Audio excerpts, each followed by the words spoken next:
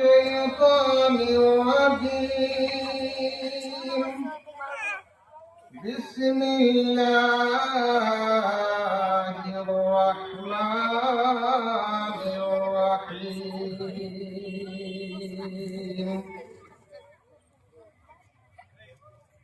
يسألونك عن الروح قل الروح من أمر ربي وما أوتيتم من العلم إلا قليلا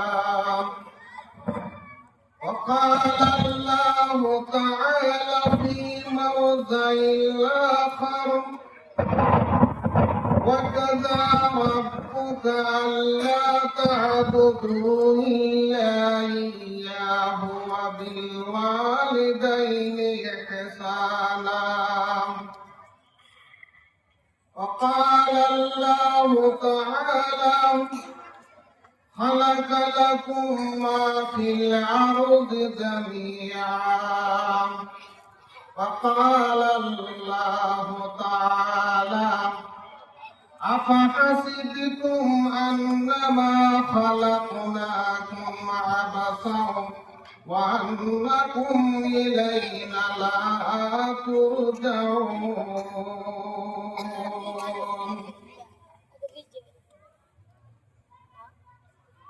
وقال النبي صلى الله عليه وسلم من حلف من غير الله فقد أشرك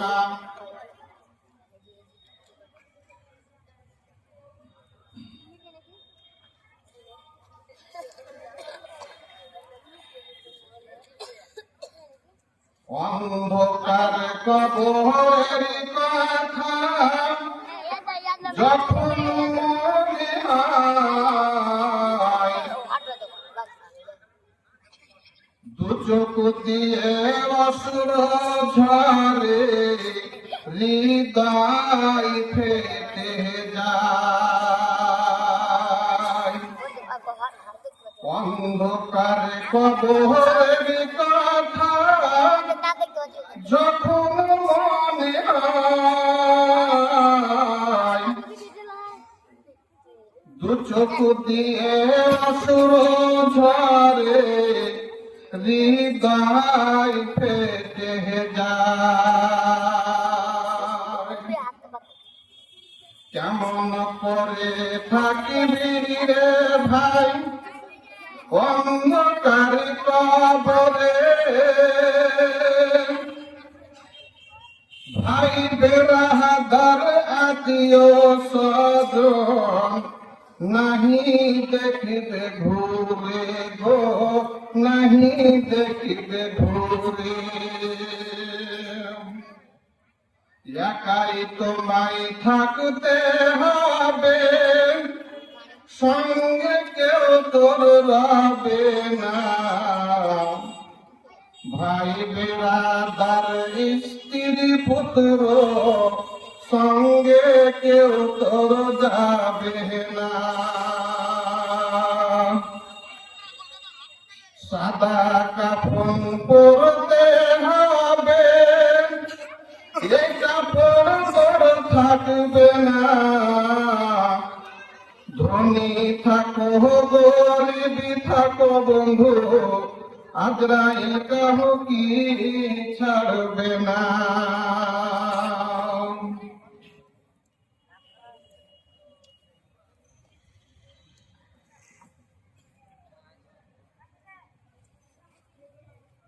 সমস্ত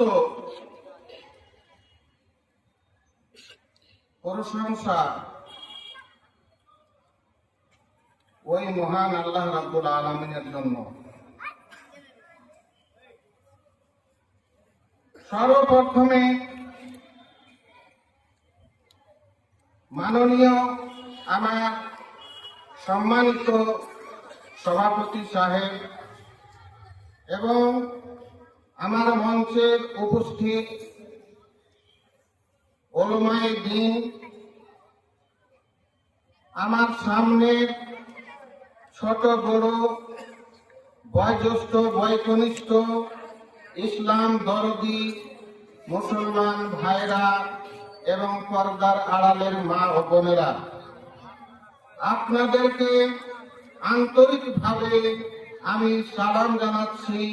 আসসালামু আলাইকুম ওয়া রাহমাতুল্লাহি ওয়া বারাকাতুহু।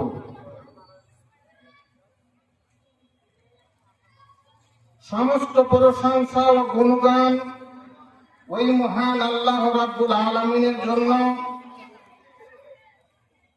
যিনি আমাদেরকে দূর দূরান্ত থেকে, অনেক দূর থেকে এই জালসার মাহফিলে আসার তৌফিক দান করেছেন। যে আল্লাহ রাব্বুল আলামিন আমাদেরকে কষ্ট করে যে আমরা এই জালসার মাহফিলকে যিনারা তৈরি করেছেন, যে কমিটিরা থেকে ফুটে তৈরি করেছেন, আল্লাহ তাদেরকে তুমি এমন সুপথ দাও যেন এরকম ভাবে তারা করতে থাকে। এবং আল্লাহ রাব্বুল আলামিনের কাছে ফরিয়াদ করব, আল্লাহ রাব্বুল আলামিন যারা বর্তমানে এই জালসার জন্য উপস্থিত হতে পেরেছেন বা যারা আসছেন, আল্লাহ প্রত্যেকে তুমি গুনাহকে ক্ষমা করে দাও, বলেন আল্লাহুম্মা আমিন। সর্বশেষে আমাদের আখরি নবী, দো জাহানের বাদশা, তাজদারে মদিনা, আহমদে মুস্তাফা, মুহাম্মদে মুস্তাফা রাসূলুল্লাহ পরম সাল্লাল্লাহু আলাইহি ওয়াসাল্লামের প্রতি শত শত দরুদ ও সালাম বর্ষিত হোক। আল্লাহুম্মা সাল্লি আলাইহি ওয়া আল্লাহুম্মা বারিক আলাইহি। মুসলমান সমাজ, আজকে আমি পবিত্র কোরআন মাজিদের মধ্য হইতে কয়েক জায়গা থেকে কয়েকটি আয়াতের টুকরো পাঠ করিয়েছি। সে আয়াতগুলোকে সামনে রেখে ইনশাআল্লাহ আমার বক্তব্য শেষ করব। আপনারা ধীর স্থির ভাবে, মনোযোগ সহকারে, অন্তর দিয়ে, মগজ ব্রেন দিয়ে খুব সুন্দর ভাবে শুনবেন এবং তার উপরে আমল করার চেষ্টা করবেন। ভুলবেন না, কথাগুলো ভালো করে মনে রাখবেন। আল্লাহ যেন আমাদেরকে আমল করার তৌফিক দান করেন, বলেন আল্লাহুম্মা আমিন। আজকে আমি যে আয়াতটি পরিবেশন করেছি, সে আয়াতের কাছে যাওয়ার আগে আমি একটি কথা বলছি। আমরা বর্তমানে এই পৃথিবীতে, এই জগতে বসবাস করছি। এই পৃথিবীতে বসবাস করার আগে আমরা কোথায় ছিলাম? আমরা পৃথিবীতে মায়ের পেট থেকে আসার আগে কোথায় ছিলাম? কোথায় আছি? কোথায় যাব? আর কোথায় থাকবো? এই চারটা প্রশ্ন লিখেলেন, ভালো করে জানেন, বুঝে নেন। এখন আছি কোথায়, ছিলাম কোথায়, যাব কোথায়, থাকবো কোথায়? এই চারটা প্রশ্নের উপরে আজকে আলোচনা হবে। যে আলোচনাটা আল্লাহ রাব্বুল আলামিন আমাদেরকে এই পৃথিবীতে পাঠানোর কারণটা কি, কেন পাঠিয়েছেন?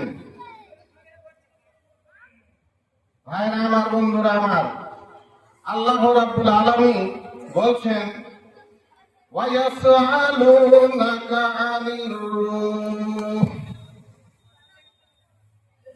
এই পৃথিবী থেকে আমরা উলজ্জ ছিলাম, মায়ের পেটে তখন জন্ম নিনি, তার আগে আমরা ছিলাম কোথায়? হযরতে আদম আলাইহিস সালাম থেকে নিয়ে আজ পর্যন্ত, আজ থেকে নিয়ে কিয়ামত হওয়া পর্যন্ত যতগুলি মানুষ, যতগুলি আমরা দুনিয়াতে আছি, সকলেই আমরা এক জায়গাতে ওই দুনিয়াতে ছিলাম, যে দুনিয়াটির নাম হচ্ছে আলামে আরওয়াহ। রূহের একটা দুনিয়া আছে, আল্লাহর আরশ কুরসির পাশে এরকমই দুনিয়া একটা আছে। সে দুনিয়াতে আমরা গোটা পৃথিবীর মানুষের রূহ এক জায়গায় জমা ছিল। আল্লাহ রাব্বুল আলামিন সমস্ত রূহকে রূহ বুঝতে পারছেন? রূহ শব্দের মানে হচ্ছে জীবন। যে জীবন নিয়ে আমরা বর্তমানে বেঁচে আছি, এই জীবনগুলি আমরা সকলেই ছিলাম ওই আলামে আরওয়াহ আর রূহের জগতে ছিলাম। একদিন আল্লাহ রাব্বুল আলামিন অঙ্গীকার করার জন্য সকল রূহকে সামনে রেখে যেমন জালসা করছি, এইভাবে আল্লাহ রাব্বুল আলামিন জিজ্ঞাসা করেছিলেন, ও আমার রূহেরা শোনো, তোমাদের এই যে পৃথিবীতে তোমরা বসবাস করছো, বলো তো তোমাদেরকে কে সৃষ্টি করেছে? আমি কি তোমাদের রব নয়? আলাস্তু বিরাব্বিকুম, আমি কি তোমাদের রব নয়? সৃষ্টিকর্তা নয়? পালন কর্তা নয়? আমি কি তোমাদেরকে সৃষ্টি করিনি? আমরা সকলে একসঙ্গে একটাই কথা বলেছিলাম, কালু বালা, হ্যাঁ আল্লাহ রাব্বুল আলামিন, তুমি আমাদের সৃষ্টিকর্তা, আমার পালন কর্তা। এই কথা আল্লাহ রাব্বুল আলামিন বললেন, ঠিক আছে তোমরা সকলে বললে, আমি এটাকে পরীক্ষা করব তোমাদেরকে। এই কথায় পরীক্ষাটা কেমন হবে জানেন? আজকে দুনিয়ার বুকে একটা উদাহরণ না দিলে বুঝতে পারবেন না। একটা বিহাতে আমরা 10 জন বসে থাকি, ছেলের পক্ষ মেয়ের পক্ষ উভয় পক্ষ আমরা এক জায়গাতে বসে থাকি। বসার পরে ছেলের পক্ষ থেকে একজন আলেম, একজন মুফতি, একজন ইমাম সাহেব মেয়ের কাছে যায় বিবাহ করার জন্য। ওই মেয়েটিকে বলা হয়, অমুক গ্রামের অমুক ছেলে এত টাকা মোহর ধার্য করিয়া, এত টাকা নগদ, এত টাকা বাকিতে তোমাকে, তুমি কি ওই ছেলেটাকে বিবাহ করতে রাজি আছো? তখন ওই মেয়েটি একটাই কথা বলে, হ্যাঁ আমি রাজি আছি। হ্যাঁ, ওই হ্যাঁ কথাটাই বলে। আবার বলা হয়, ইমাম সাহেব এত টাকা দেন ধার্য করিয়া, এত টাকা নগদ, এত টাকা বাকিতে তুমি কি তাকে বিবাহ করতে রাজি আছো? হ্যাঁ রাজি আছি। 3 বার বলা হয়, এটাকে বলা হয় ইজাব। এই জন্য দেখেন, একটাই কথা বললো, হ্যাঁ আমি ওই ছেলেকে বিবাহ করতে রাজি আছি। এবার ছেলেকে গিয়ে বললো, এত টাকা দেন মোহর ধার্য করিয়া, এত টাকা নগদ, এত টাকা বাকিতে মেয়েটি তোমাকে বিবাহ করতে রাজি হয়েছে, তুমি তাকে কবুল করলে? হ্যাঁ কবুল করলাম। কবুল করলে? হ্যাঁ কবুল করলাম। আবার বললো কবুল করলে? হ্যাঁ কবুল করলাম। একটাই কথা, কবুল করলাম 3 বার বললো। এবার বিবাহ করার পর ওই ছেলেটি বউটাকে নিয়ে বাড়ি চলে গেছে। বাড়ি গিয়ে ঠিক বসবাস করছে। বউটা একদিন বলছে, তারপর দিন কিছুদিন পরেই বলছে, ও আমার স্বামী, আমাকে খিদা লেগেছে, তুমি চাল কিনে এনে দাও, আমি ভাত খাবো। আমার পরনের কাপড় ছিঁড়ে গেছে, আমার কাপড় এনে দাও, কাপড় করবো। আমাকে মাথায় তেল এনে দাও, তেল করবো। তখন ছেলেটি বলছে, না এ কথা হতে পারে না, আমি তো এই কথা বলে তোমাকে কবুল করিনি, যে তোমাকে ভাত দিব, কাপড় দিব, খরচ দিব, তোমার তেল পানি সবকিছু দিব, এই কথা বলে তো আমি কবুল করিনি, আমি কখনোই তোমাকে দিব না। বলছে, স্বামী গো, খিদায় থাকতে পারি না, তুমি খাবারের ব্যবস্থা করে দাও। স্বামী বলছে, না এটা হতে পারে না, আমি এই কথা বলে কবুলই করিনি, আমি শুধু এত টাকা দেন মোহরে তুমি বিবাহ করতে রাজি হয়েছে, আমি কবুল করেছি। আমি কিন্তু তোমাকে ভাত কাপড় দিব না, খাবার দিব না, থাকার ব্যবস্থা ঠিকভাবে দিব না। ছেলেটা যদি এভাবে কথা বলে, ওই বউটা কি থাকবে তার বাড়িতে? ওই স্বামীর ভাত খাবে? কোনোদিন খাবে না। ওই মেয়ে তারপর দিন বলবে, ওয়ালাইকুম সালাম, টিকিট কেটে বাড়ি থেকে তালাক দিয়ে চলে গেল। কেন? ওই মেয়েটিকে বিবাহ করতে গেলে একটাই কথা বলেছে, হ্যাঁ কবুল করলাম। হ্যাঁ কথাটার মধ্যে কত কি আছে জানেন? ওই মেয়েটি মাথার চুল থেকে নিয়ে পা পর্যন্ত যতদিন বাঁচবে ততদিন পর্যন্ত সমস্ত খরচ তোমাকে বহন করতে হবে।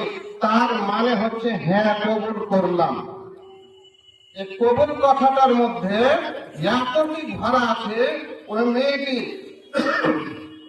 যদি অসুখ হয়ে যায়, ডাক্তারের বাড়ি নিয়ে যেতে হবে। স্বামী গো চলো, আপনাকে ডাক্তারের বাড়ি নিয়ে যেতে হবে। স্বামী গো আমার পেটে ব্যথা হচ্ছে, ডাক্তার ডেকে নিয়ে এসো, আপনাকে ডেকে নিয়ে আসতে হবে। আর কোনো অসুবিধা হচ্ছে, কাপড় নাই, কাপড় কিনে নিতে হবে। খাবার নাই, খাবার কিনে নিতে হবে। গায়ে জ্বর হয়েছে, জ্বরটা ভালো করতে হবে। যত রকমের তার অসুখ আছে, অসুবিধা আছে জীবনে, সমস্ত অসুবিধাগুলিকে তোমাকে গ্রহণ করতে হবে। তারই নাম হচ্ছে কবুল।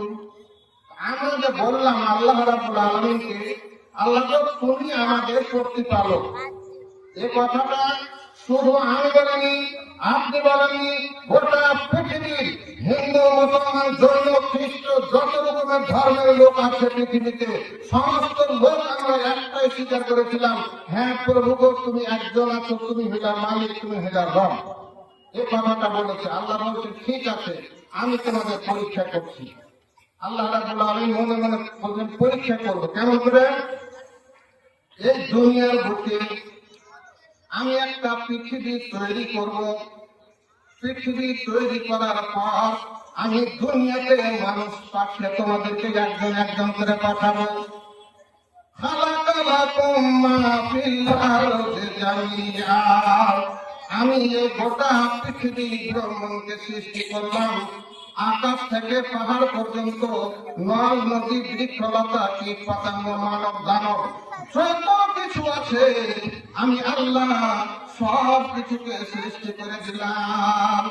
তারপরে আমি তোমাদেরকে একজন করে পাঠাবো এই দুনিয়ার বুকে।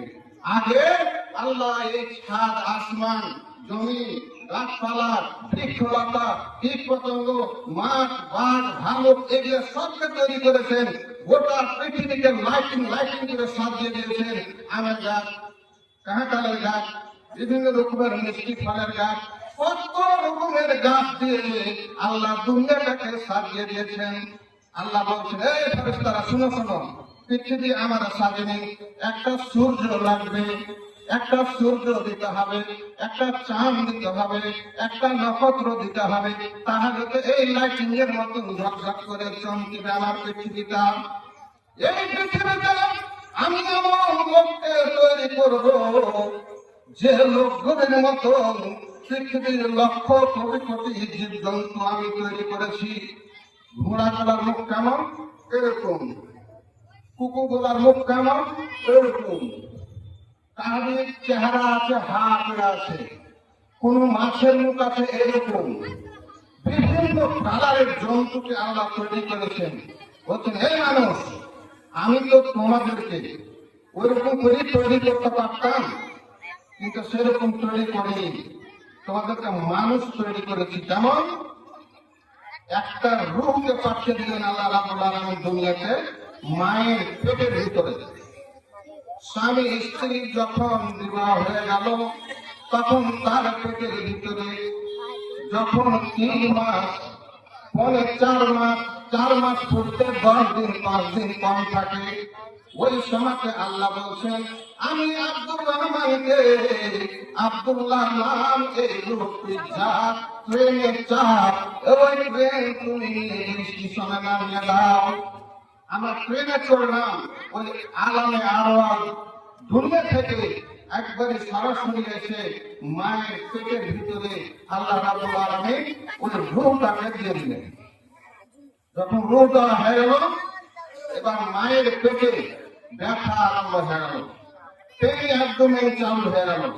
মা খেতে পারে না, মার ঘন ঘন বমি হয়, কষ্ট হয়, অনেক কষ্ট হয়, অনেক দুঃখ হয়। বমির খেলাতে মা কোনো খেতে পারে না, কোনো কাজ করতে পারে না। কিন্তু দেখা যায় অনেক বাড়িতে এমন এমন শাশুড়ি আছে, যে শাশুড়ি পরের বেটির মায়া বুঝে না, পরের বেটিকে বেটি মনে করে না। ওই যখন বৌমাটা বমি করে যখন লিভার হয়ে গেল, তখন কাজ করতে না করে একটু বিছানাতে শুয়েছে, একটু গাগর দিয়েছে। ওই সময়তে শাশুড়ি বলছে, হাগে স্বামীটা কই রে, এক্ষুনি দেখতে দেখতে খেলার মধ্যে চলে যায় কোন ঘরের ভিতরে আর ঘর ভিতরে ঠিক না খালি ঘরে শুতে থাকে ও ঘরে শুতে লাগে আমি এসছি বাড়ি আরে মা ওই বৌমাটার পেটে যে বাচ্চা এসেছে রুটা দিয়ে ঢোকা হয়েছে বাচ্চা তখন কলরা করতে আরম্ভ করে দেয় তখন মায়ের বমি হয় মাথা ঘুরে যায় খেতে পারে না কষ্ট আরম্ভ হয়ে যায় মা বলছে বলতে পারে না শাশুড়ি যখন এই কথা বলে ওই বৌমাটা আবার কষ্ট করে তখন ওই বিছান থেকে উঠে শাশুড়ির কথা সহ্য করতে না পেরে ঝাঁটা বাহু নিয়ে ঝাড় দিতে আরম্ভ করেছে আবার যখন ঝাড় দিতে লেগেছে তখন এমন ভাবে গা ঘেমে বমি ভাব ওঠে মাথা চক্কর দিয়ে ওই বৌমাটা ওখানে পড়ে গেছে আবার বৌমাকে উঠিয়ে কোন রকম করে বিছানা নিয়ে গিয়ে শুয়ে দেওয়া হয়েছে এই যে কষ্ট আরম্ভ হয়ে গেল এই কষ্ট করতে করতে আমার মা 10 দিন ধরে আমাকে আপনাকে সকলকে পেটের ভিতরে নিয়ে চলাফেরা করেছে একটা ঝুড়ির ভিতরে আমরা সকলে ছিলাম আমাদের মায়ের পেটে আমরা কাবাডি খেলেছি আল্লাহ রাব্বুল আলামিন বললেন ও তুমি ঢুকে যাও ও আমার বান্দা তার ভিতরে আমার আছে তখন ওই বান্দা করে কি ঠিক হয়ে শুয়ে যায় আল্লাহ বলছেন আমার বান্দা তুই চোখটাকে বন্ধ করে দে তোর চোখ দিব না এখন তোর চোখটাকে দিব না রে বান্দা চোখ দিলে রক্ত ঢুকে যাবে চোখ তোর কানা হয়ে যাবে পড়েন সুবহানাল্লাহ জোরে পড়েন সুবহানাল্লাহ চোখটা দেবে না চোখ দিলে রক্ত ঢুকে যাবে তোমার চক্ষু বন্ধ হয়ে যাবে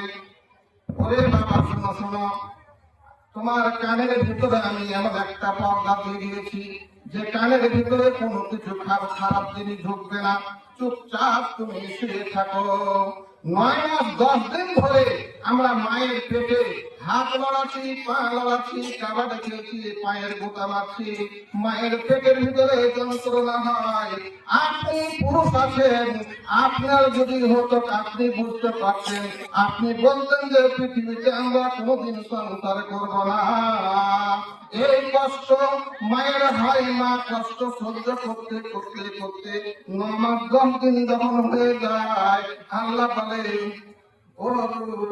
ওরে আমার বান্দা যা যা তুই দুনিয়ার বুকে যা তোর জন্য আমি মেন রাস্তাকে ক্লিয়ার করে রেখেছি আমি আল্লাহ তোকে দুনিয়াতে পাঠাচ্ছি তুই যারে বান্দা যা চোখ বন্ধ করে আছো আল্লাহ বলে দেবে চোখ খুলবি না তুই খবরদার বন্ধ রাখতে হবে ঘুম পাড়ছি যখন মায়ের পেটে 9 মাস 10 দিন ধরে ঘুমিয়ে আছি যখন 9 মাস 10 দিন হয়ে গেল একদিন দুদিন পরে হয়ে গেল আমরা দুনিয়াতে ভূমিষ্ঠ হয়ে গেলাম ভূমিষ্ঠ হওয়ার সময় মা তখন এত ব্যথা হয় কত যন্ত্রণা হয় এক হাদিসে লিখেছে গোটা পৃথিবীর মধ্যে যতগুলা কষ্ট আছে যতগুলা দুঃখ আছে সমস্ত দুঃখ কষ্টকে যদি এক জায়গায় জমা করা হয় তাহলে বাচ্চা জন্মের সময় যে কষ্টটা হয় কতটুকু কষ্ট মায়ের হয়ে যায় পরম সুবহানাল্লাহ এই কষ্টের ঠেলাতে মা তখন ওই ছেলেটি জন্ম দেওয়ার সময় অজ্ঞান হয়ে পড়ে যায় যখন আপনাকে বর্ডার থেকে আমাদের মালদা ডিস্ট্রিক্টের বর্ডার থেকে যখন পুলিশ প্রশাসন দিয়ে যখন ওই বিএসএফ একটা লোককে ধরে নিয়ে যায় বর্ডারে ধরে নিয়ে গিয়ে মাইকটা ঠিক করেন বর্ডারে নিয়ে গিয়ে এত মায়ের দায় পায়ে হাঁটুতে মারতে মারতে পা হাঁটতে ফুলিয়ে যায় এমন মার মারে তবুও কিন্তু লোকটা অজ্ঞান হয় তাহলে ব্যথা এত ব্যথা দেয় এত মার দেয় কিন্তু অজ্ঞান হয় না আপনি এই দুনিয়াতে থানাতে নিয়ে গিয়ে একটা অপরাধী লোককে এমন করে পিটন দিচ্ছে বাপরে মানে করে চিৎকার করছে তবুও কিন্তু জ্ঞান আছে অজ্ঞান হয় না এত মায়ের মারেছে গোটা গাহাতে ফুলিয়ে দিচ্ছে কিন্তু দেখেন কতগুলা কষ্ট হয়েও সে ব্যক্তি অজ্ঞান হয় না। কিন্তু আমার মা, আমি যখন ভূমিষ্ঠ হয় দুনিয়ার সময়, মা কখনো অজ্ঞান হয়ে যায়। তখন আমরা করি কি, সঙ্গে সঙ্গে চোখ খুলে আমরা দুনিয়া দেখি। আল্লাহ বলছে, এই বান্দা, তুমি এখন ভূমিষ্ঠ হয়েছো, খালা কালা কুম্মা ফিলারিজে জামিয়া, আমি আসমান তৈরি করেছি, চাঁদ সূর্য নক্ষত্র তৈরি করেছি, গাছপালা তৈরি করেছি, বৃক্ষলতা মাটি জাতি তৈরি করেছি। যাকে বান্দা তোর চোখকে আমি ফুটিয়ে দিলাম, খুলে দিলাম, এই চোখ দিয়ে আমার গোটা পৃথিবীকে দেখ করেন সুবহানাল্লাহ। এই চোখ দিয়ে তোর চোখটাকে ফুটতে দেওয়া হলো। তখন বলতে মা উঠে উঠছো, দেখ তোর পাশে একটা সোনার চাঁদ টুক টুক করে তাকাইছে, দেখ দেখ টুক টুক করে দেখছে, দুনিয়া দেখছে, দেখ তোর দিকে দেখছে, ওর দিকে দেখছে, ওর দিকে দেখছে। তখন মা মায়েরা এক কথাই বলে, মাছটা ঠিক করেন। তারপরে যখন চোখ চলে এলো, এই যে কষ্টটা, এই কষ্টটা যে আমার মা সহ্য করবেন, এই কষ্টটার বিনিময় আমাদের কর্তব্যটা কি? আল্লাহ রাব্বুল আলামিন বলছেন, এটা আল্লাহ বলছেন, আমার কথা নাই, কোন লোকের কথা নাই, এটা আল্লাহ নিজে বলছেন। এই যে তোমার মা কষ্ট করে তোমাকে জন্ম দিল, তোমার কর্তব্যটা কি? আল্লাহ তা'বুদু ইল্লা ইয়্যাহু ওয়া বিল ওয়ালিদাইনি ইহসানা। আল্লাহ বলছেন, আল্লাহ তা'বুদু, এই মানুষ, তোমাকে আমি জন্ম দিলাম পৃথিবীর মধ্যে, তোমার এখন কাজ হলো, তোমার এখন ফরজ কর্তব্য হলো, আমি যে তোমাকে জন্ম দিয়েছি, এই পৃথিবীতে যে পাঠালাম মায়ের পেট থেকে, তো তোমার আগে এক নম্বর কর্তব্য হচ্ছে কি, আমাকে সিজদা করা। আমাকে আগে সিজদা করো, আমার ইবাদত করো। তারপরে তোমার আর একটা কাজ দিচ্ছে কি, তোমার ওই মা, যে মা তোমাকে জন্ম দিতে গিয়ে অজ্ঞান হয়ে গেছে, যে বাবা সারা জীবন ধরে তোমার জীবনটাকে তৈরি করার জন্য সব ব্যবস্থা করেছে, ওই মা বাবার তুমি সেবা করো। এক নম্বরে আল্লাহ বলছেন আমার ইবাদত করো, দুই নম্বরে মা বাবার সেবা করো। আচ্ছা, এবারে শুনেন, আমরা যখন দুনিয়াতে কথা থাক, মাতা পিতা সেবার কথা শুনেন বন্ধুগণ, কবি বলে কবিতায় শুনেন যেমন, প্রথমত খোদার কাছে মাথা নত করো, পরে পিতা মাতার সেবা মনোযোগে ধরো। কোন সময় কোন কথায় তাদের সাথায়ও না, কোন কথা বললে তাদের উহু বলিল না। কেন তারা রাজি হলে খোদা রাজি হয়, তাদের বেড়া দিতে খোদা নারাজ হইয়া যায়। জান্নাত খোলা দোজখ বন্ধ দেখতে যদি চাও, বেঁচে থাকা কালীন তাদের রাজি করে যাও।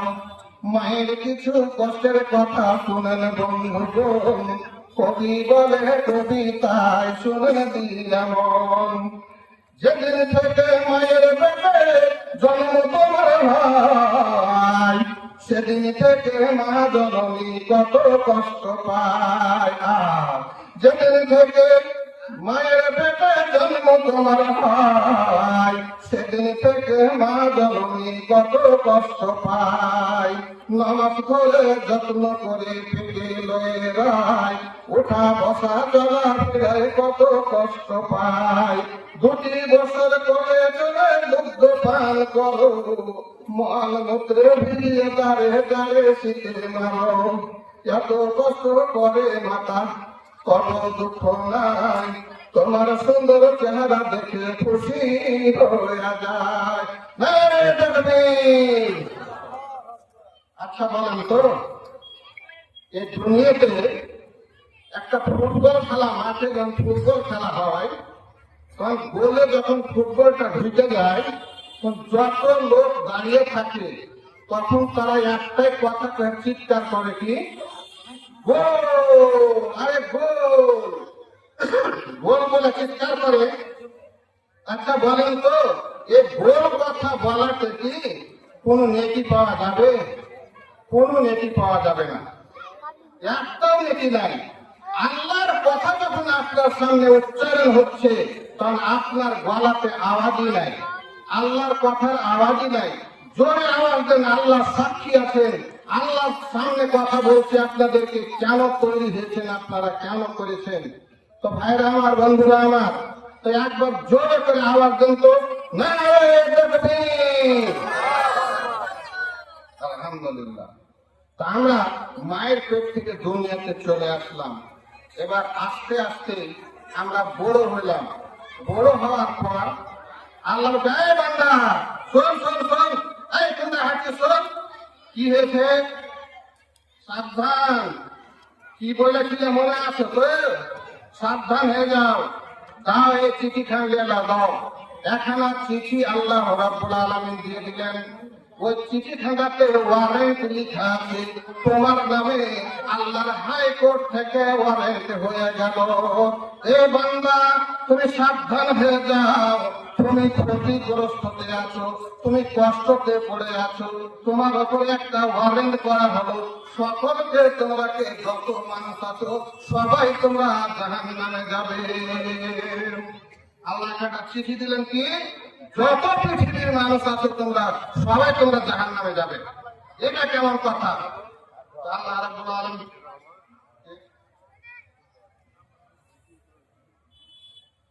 নারায়ে তাকবীর। যোগ্য বাপের যোগ্য বেটা আব্দুল কুদ্দুস নামে ছিল। 500 টাকা তোমার মাদ্রাসাতে দান দিয়া গেল। আল্লাহ তার দানকে তুমি করো হে কবুল। ও হে আল্লাহ দয়াময় পাক সুবহান, মিটাইয়া দিও আল্লাহ তার মনের আরমান। আল্লাহ তাকে দিও তুমি জান্নাতে আদান। আর আমি এই মত দোয়া করিব কত, আল্লাহ তাকে বাঁচিয়ে রাখো জীবন মত। আমিন আমিন আল্লাহ আমিন আমিন, মধুর দোয়া কবুল করো রব্বুল আলামিন আমিন।